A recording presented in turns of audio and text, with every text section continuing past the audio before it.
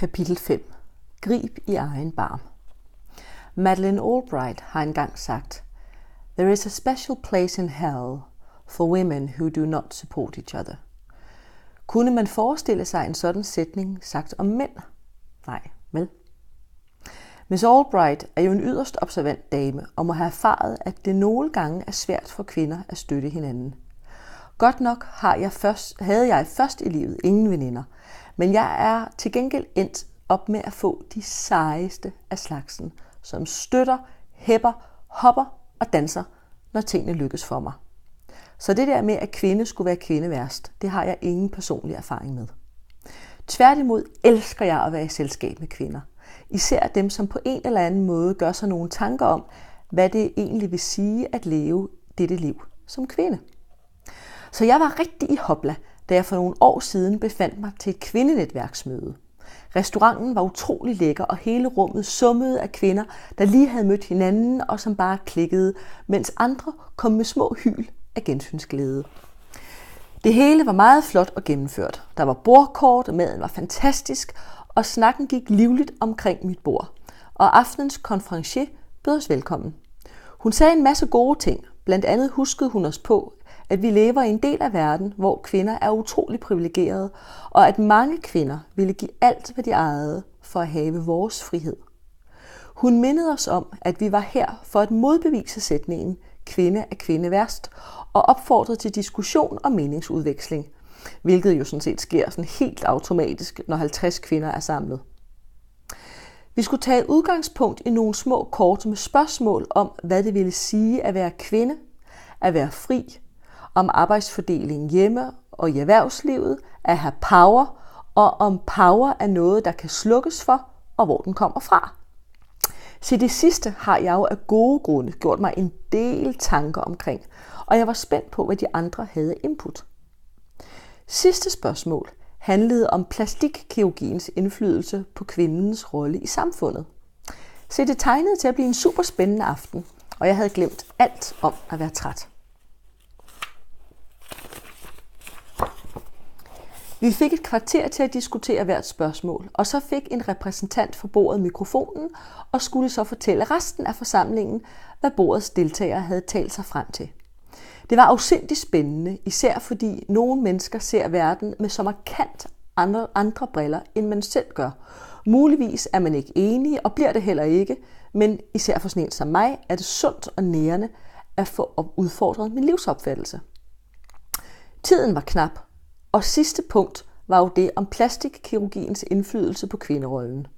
Jeg har ikke selv erfaring med plastikkirurgi, og kender kun 2 kvinder, som har fået lavet silikonebryster.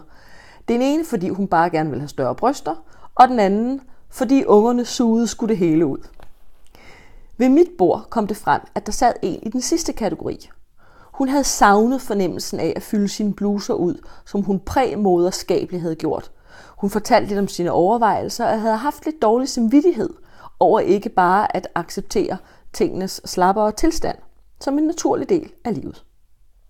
Det satte en interessant samtale i gang omkring det at ændre på sit ydre. 4 ud af 6 kvinder farvede hår, og 2 af dem, fordi håret var ved at blive gråt. En havde fået afbleget sine tænder, fordi de var gulnede på grund af rygning. 2 havde kontaktlinser, og ingen af os havde hår på benene eller under armene. Vi lavede alle sammen noget om ved os selv, og vi anså alle sammen os selv for at være selvstændigt tænkende kvinder, der ikke lader os koste rundt med eller hjernevaske af hvem som helst eller af hvad som helst. Konklusionen blev, at vi egentlig ikke havde nogen mening om, hvorvidt folk lagde sig under kniven eller ej. Men så skete der noget, som kom helt og aldeles bag på mig. Konferencieren, der besad et betydeligt komisk talent, lavede med sin kropssprog en parodi på "Jeg er eller vil gerne være Playboy Bunny" med omfangsrige silikonebryster og matchende læber, udgaven af kvinder, som får foretaget plastiske operationer. Tilhørende brød ud i en højlydt latter, og salen emmede af stor enighed. Det er modbydeligt, nedværdigende, kvindeundertrykkende og det hele taget langt ude at lave om på sin krop. Hjertet sank i livet på mig. Det, som skuffede mig den aften, var manglen på medfølelse. Mindre værd kan manifestere sig på mange måder, men løsningen er i hvert fald ikke at anklage andre for deres måde at løse mindreværdskomplekser på. Jeg tror, at megen mindreværdsfølelse ville smelte bort, hvis mennesker stod fast på deres holdninger og så skrottede meningerne, især dem om andres måde at takle livet på.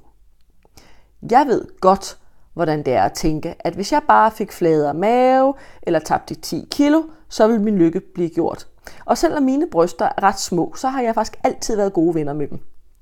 Og jeg gad vide, om ikke de fleste kvinder, uanset hvor feminist fremme i skoene og uafhængige de end måtte være, kender følelsen af, at hvis bare et eller andet, det være sig fysisk eller karakterologisk, var anderledes, så ville de have det bedre med sig selv.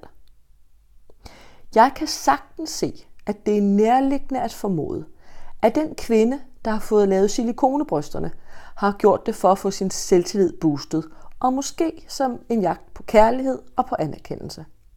Men prøv lige at tænke over en gang, hvor mange valg, som helt eller delvist er motiveret af ønsket om at blive set i et mere gunstigt lys, eller for at kompensere for mindreværdsfølelsen. Kvinden med silikonebrysterne er af åbenlyse grunde nem at spotte, og derfor er hun også nemmest at tage stilling til og have en mening om. Men hvad med hende, som i årevis arbejder 100 timer om ugen, og som er ved at gå helt ned med stress, og som ikke siger fra? Ikke fordi hun ikke kan, men fordi hun har behov for at kompensere for angsten for at virke svag, inkompetent og ikke god nok. Hende med silikonebrysterne er nem at få øje på, men hvad med den anden? Hun findes i flere varianter, men fylder ofte ikke så meget i gadebilledet. Hun lider i stilhed og bliver mere og mere indtørret. Nogle gange kan det være relevant og livsvigtigt at bryde ind i andre menneskers liv. Men meget ofte skal man gribe i egen barm, uanset størrelse, og holde op med at have en mening om, hvad andre gør med deres barm.